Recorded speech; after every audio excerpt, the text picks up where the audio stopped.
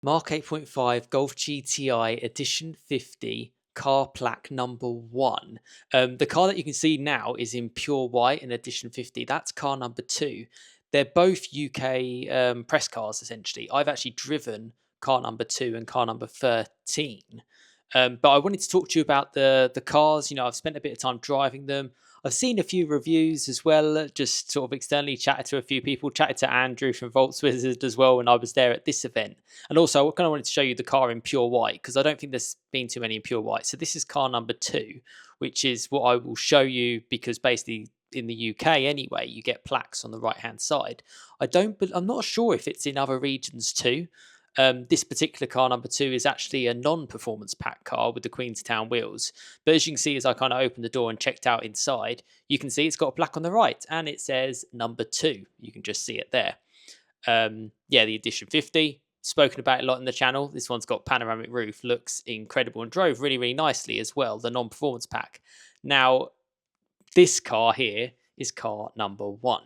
Now, this is in dark moss green metallic and it looks absolutely stunning. And there is some sensational B-roll, which I've got in 4K, full 4K for you to see. And I've actually had this sent to me by VWK's press team. This isn't, in terms of the actual quality, you can't actually access this without contacting them. So I was grateful for them to send it through, and gives you a good indication of what the car basically looks like in the sunset. And yeah, it does look pretty stunning. Dark moss green metallic being unique to the Edition 50, as well as Tornado Red. But it was cool seeing that pure white car, just for instance. But this car is a performance pack car. Now, before I get into talking about how this car is car number 1 and what the plaques will mean and how many limited they are for, I just wanted to explain how I found the car in sort of like a brief kind of way to kind of give you an idea if you're looking to buy the car. Now, as I'm filming this today, which is on the 11th of June 2026, I've heard that there's quite a few delays actually in getting them, certainly for UK cars.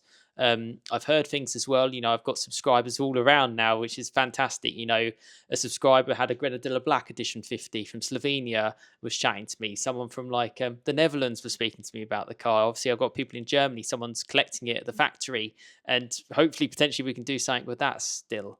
You can see the car here. It's quite actually nice to see the sun with actually someone's face in it. Sometimes you can sort of think like they kind of blur it all out all the time. But yeah, the sun does occasionally come out in the UK. But as I'm kind of recording this, it's raining in June. So that is one of the big things for me. If you're in a climate where weather is changeable, particularly with the performance pack with those Bridgestone Potenza race tyres, semi-slick tyres, essentially.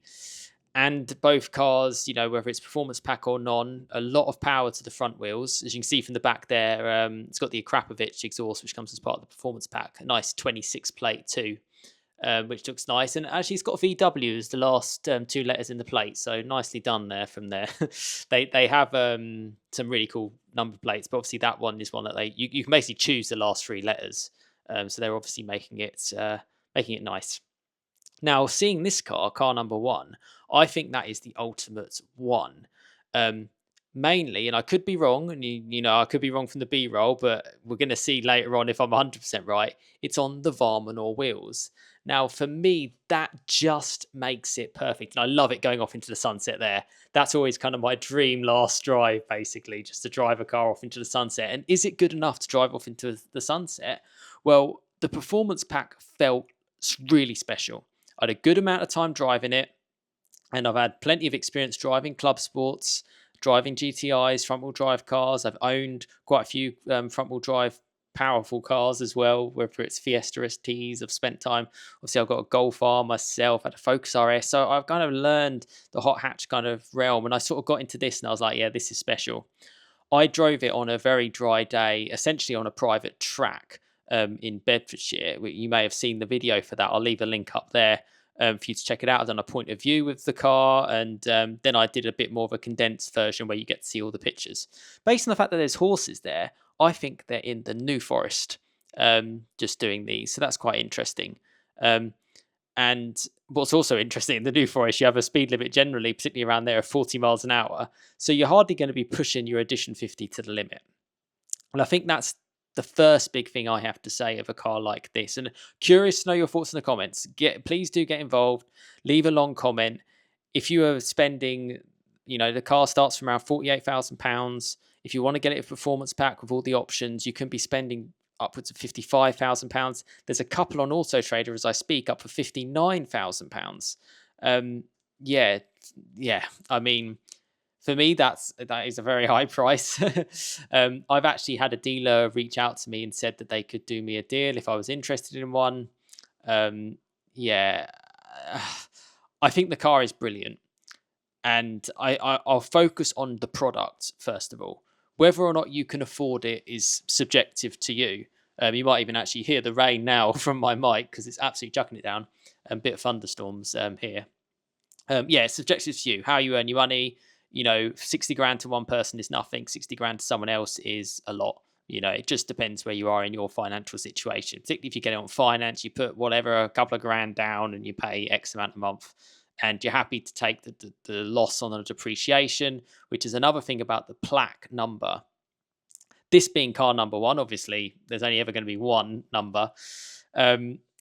It can make it a little bit more special. Any of the plaqued cars, because they're all plaqued cars in the UK, I'd be curious to know if they're plaqued cars in the rest of the world, the rest of Europe, and let me know in the comments if that is the case.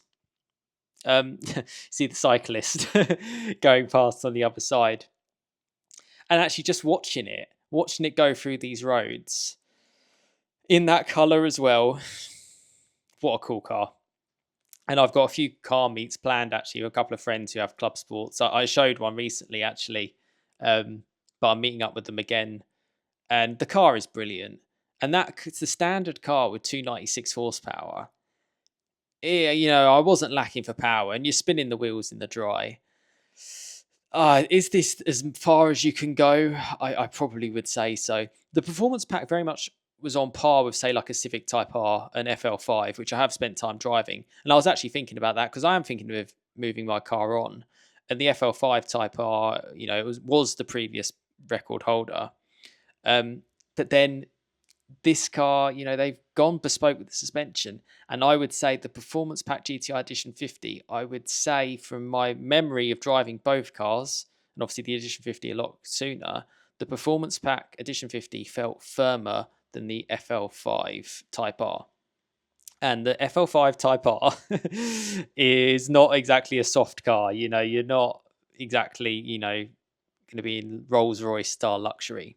That is a compromise. And in the UK, with our conditions, the wet conditions, the roads are not good, and that's never going to change. It's a lot from the weather doesn't help the tarmac. The roads that you're seeing here in the New Forest are brilliant. They're brilliant because they're not used that much because they're not used for commuting. It's generally people go there for tourists. It's very slow speeds and it's very well kind of looked after. And also people generally drive slower as well because the scenery is nice and the horses are nice. So maybe it's not fully representative.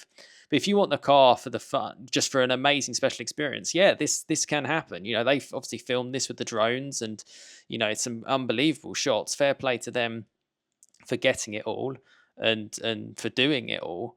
And the horses aren't going to be too worried about the noise because even with the Acura exhaust, it never really particularly made a noise, which I don't know. It didn't really. I kind of need to hear them back again because it's a strange sound. Like they sometimes pop and burble, but it's like it just seems like they're just all stuffed up with regulations. Like my Mark 7 Golf R is a pre-OPF 2017.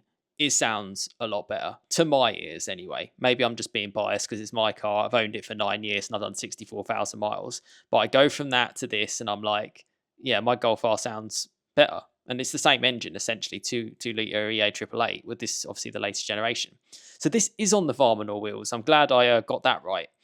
That makes a difference because it actually makes a difference. To my hands, when I was driving, I've driven so many back-to-back with Varmanors and without. The Varmanor wheels are lighter weight, and because it's unsprung mass and it's on the front end and it's such that sort of darty car, I noticed a huge amount of difference. Really, really did. And actually, I haven't driven a Varmanor Performance Pack GTI Edition 50 That is arguably the ultimate car. It's the ring setter. It did the 744 by Benny Loiter. I've driven the one on the Queenstown wheels, and I think it doesn't matter. I think if you want that ultimate car, this is the one to go for. Probably no panoramic roof, just to save that weight. Does make a difference. Yeah, in terms of the looks of the car, it looks like a normal club sport. You obviously get the unique paints. It's quite interesting to see the pure white actually at the start, and what people think about actually specking a non-tornado red and non-dark moss green metallic car for your Edition 50. Values wise in the future, I feel that there is a bit of a shift towards these cars still working and making sense in more limited numbers. And I don't know. Every single week, every single year, I keep hearing it's the last of this. It's the last of this generation. It's the last of that generation. So I'm not just going to be another person who just says this is the last GTI ever again. Last combustion engine GTI ever again. Golf form. It's never going to happen again. Oh, it's all going to change because everything changes. You look at Formula One; they're probably going to go back to V10s by 2030. So yeah, that just kind of says it all. And particularly in limited runs, they can make it work. Their car looks stunning like that. I love it with the wing. I would be proud and so happy to own a car like that. What an amazing car. I'll be honest, it ain't a commuter car. If you really want to do a lot of miles, I mean, obviously subjective to your tolerance, you'd probably want a standard club sport. I still don't really understand the non-performance pack Edition 50. I don't get them. Yeah, maybe you want the kudos. It is obviously going to be worth more than a normal club sport because it's got the plaque. Like that car that you saw at the start was plaque number 2, but it drove exactly the same to me. Brakes are good. Brakes the same on every club sport. There's the race tires as well. I don't know how easy or not easy they will be to source. I'm going to suggest that they're probably quite hard to source and replace. Probably best having a different spare set of tires or wheels or however you do it. And if you can spend 55,000 pounds on a car, you probably can afford that. Well, I would suggest. I think I mentioned it before in my dynamics chassis control test. I was sort of like, well, if you can't afford the spec, if the cost of the specification is the reason why you don't go for it, even though it's potentially better or worse to whatever you prefer, probably shouldn't be getting the car. This is in Porsche Cayman sort of territory. You can get a 4-litre GTS for about 50 grand and a good one at that, 55 grand perhaps. And that's a proper full-on sports car. It ain't really going to lose any more of its money. Again, the classic Cayman's going electric sort of fell off a cliff, so you never know what they're going to do. The Acra exhaust obviously saves a bit of weight as well, 7 kilos, the Varminor wheels. This is the ultimate car, and that's why it's car number 1. I don't know if I'll ever get another opportunity to drive one. I feel blessed that I had the chance to drive one of the first in the UK. I have asked out to see if I can from VW UK Press. This car is booked up. They've got 4 on their fleet and they're all booked up. You'll see them on the magazines, and perhaps a subscriber might give me the opportunity or at least share an ownership review with me in terms of how they find the car. Is it worthy of a send out? 100% yes. Performance pack, 100% yes. If they didn't do a performance pack and they just brought out that normal Edition 50 with 325 PS, I'd just be like, well, that's just a bit of a half-hearted effort, personally. A little bit more power, and I believe it's got 20 newton meters more torque. 400 newton meters torque of the Club Sports, 420 on the All Edition 50s, 300 PS on a normal Club Sports to 325 on Edition 50s. No Alcantara wheel on this, the Art Velour wheel. It's got Dyne Audio though. Dyne Audio, I keep saying that. It's Harman Kardon now, of course. And you got the Mark 8.5 infotainment. You got the 7-speed DSG. The special mode. The modes are all sort of stiffened up with the performance pack. It's got the red pedals. Some people don't like them. I don't think Andrew likes them from Volkswagen. I watched his video when he compared it to his Club Sport. Really good film. I'd recommend it. I personally do like them. I think they give you more grip, and I think they look quite cool. And it suits the interior as well with all the red touches and the higher quality. And you got the side seals and steered good, guys, really good. Dark moss green metallic isn't half making the car look quite dark. I quite like the white Club Sport Edition 50. My friend had the Oryx white one, which you might have seen on my channel. Subscribe, check out my channel. Got plenty of stuff on this. And he had the white leather seats, the Vienna leather, about £2,200 option. And it really brightened up the car. And his car didn't even have pan roof. Whereas these seats, they're just a little bit more dark and grey. Even if with the red seat belts, that's just subjective to me. But I guess this video is a little bit, I mean, it looks dark in the back there. It's for me to sort of say, congratulations if you're getting one. Good on you. I think you're a true diehard GTI enthusiast for going for it, because, you know, ultimately, if people don't buy them, they're not going to do them anymore. I don't know how many they're going to make. I've heard rumors of 1,000 to 1,500. Yeah, I guess it just depends how many they sell, and time will tell. I've loved the GTI. I think it's the pinnacle of a hot hatch in terms of just that, the heritage and everything around it. And to drive that performance pack, I was just like, yes, this has the fizz. This has what I want in a fast performance hot hatch. And you can fit people in it. You can get luggage in it. You can get 40 miles per gallon, and you drive it on the highway or the motorway and just love it. There's the Edition 1 plaque, the number 1 on the plaque. It's essentially just like, yeah, it's kind of obviously stuck on, but it's a nice quality metal feeling part. GTI 50 on the steering wheel. Car number 1. Is it a car that will go down in history as like the greatest? I'd really want to drive it on the road, and I really want to hear from owners actually as well, to see what they think about the GTI Edition 50. The rest of the clips here are kind of the infotainment and how that is. There's nothing different. You know, you can see them, changing it between the GTI modes, and kind of makes me wonder why they didn't have like a performance monitor on that huge screen that they've got. They had it on the Mark 7s. I've got it on my Golf R. It's quite nice. Shows you the kilowatt power, like engine temperature, oil temperature, G meter and stuff. It's quite handy. They seem to have kind of lost that a little bit, but this for me is definitely VW getting back in to where I see them in the future, and I think it gets people really excited about it. It might not make all the sense to everyone, and hey, you're 17 minutes into watching this video, and I hope the B-roll clips have been good. It's an enthusiast car. If I see one on the road, I'm going to think, well done you. Does it make any sense financially in my head? Not really, no. But then does any car really? I try to make sense of my Golf R because it's all-wheel drive. It's a Golf, VW Golf at the end of the day. It's designed to work for real-world things. It's fun. It's fast. They're built really well. They tend to hold their money quite well as well. And, I do wonder at a price point of this, yeah, it does kind of make me wince a bit, but then that's why I haven't bought one. So there you go. I was thinking back, I bought a Mark III Focus RS edition a couple of years ago, and I ran it for 6 months, and it was a great car, and it worked out quite a good investment for me as well, to be honest. I paid £26,250 for it. I drove it for 6 months from December through till July, and I did 4,000 miles, loved it, and I sold it for 26,500. So I sold it for 250 quid more than I bought it for, and I was quite happy with that. It's a limited car, 500, and it was a really, really good car.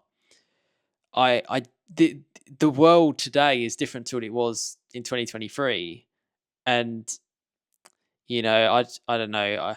You just got to accept. To me, if you get this car, you're just throwing like 20 grand out the window.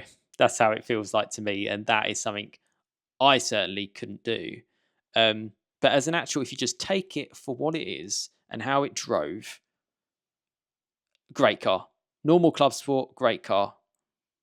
Performance Pack Edition 50 takes it up to a new level where, on a track, it's going to be incredible.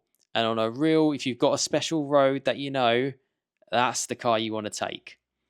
And if you go abroad in it, you do a driving trip in it, do everything. It's super cool. In the wet, probably questionable. Stick some Pilot Sports 4S's on it, or 5s, or Continental whatever tyres, which are just a bit more road biased, the standard Bridgestone Potenzas, I guess. Let me know what you think about the Edition 50. Will you be getting one? And leave me a long comment on your thoughts on the car number 1. Is that your ultimate spec?